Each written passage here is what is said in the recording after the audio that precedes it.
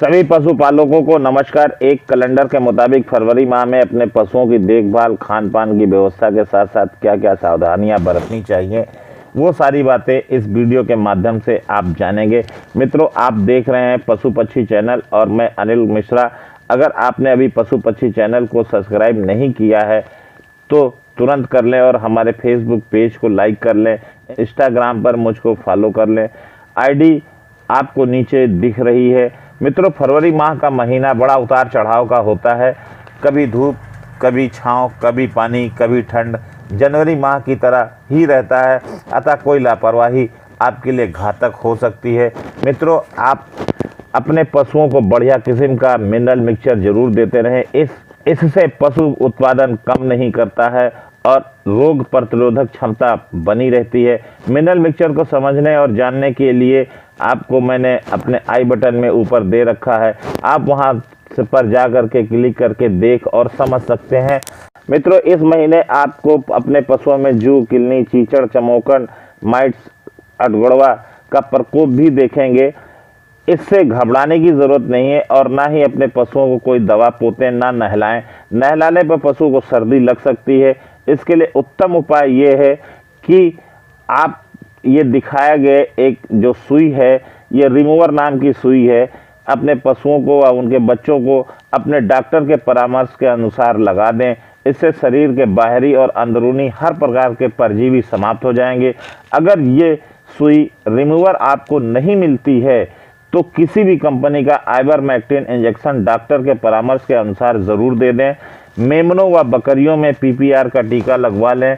अभी ठंड का सीजन है, इसलिए पशुओं को चारे में 30 से 40% ही हरा चारा मिला कर दें, अन्यथा आपके पशु को सर्दी लग सकती है, वह पथली दस्त हो सकते हैं, पेट में गैस बन सकती है। आप ज़्यादातर विशेष ध्यान रखें कि हमें 30 से 40% ही हरा चारा देना है।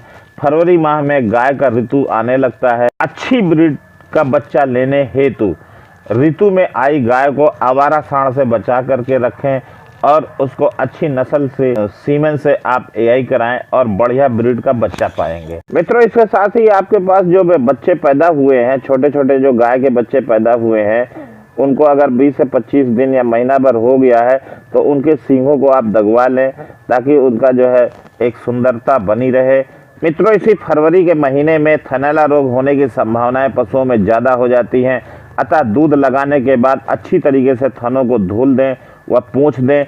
उसके बाद कम से कम आधा से 1 घंटा तक अपने पशुओं को ज़मीन पर बैठने मत दें, अन्यथा इन्फेक्शन होने की संभावना होती है और थनों के अंदर ये इन्फेक्शन पहुंच जाता है, उसी से ये थनैला रोग हो जाता है। अगर थनैला रोग हो जाए तो किसी अच्छे पशु चिकित्सक से परामर्श के अनुसार उसका इलाज ज़रूर कराएं, अन्यथा जानवर बेकार हो सकता है, उसका थन बेकार हो सकता है। मित्रों, अगर आपने हरा चारा की बुआई कर रखी है, बरसीम कर बुआई कर रखी है या कोई हरा चारा आपके पास है तो उसकी 15 से लेकर के 20 दिन के अंदर सिंचाई जरूर करते रहें और कटाई करते रहें।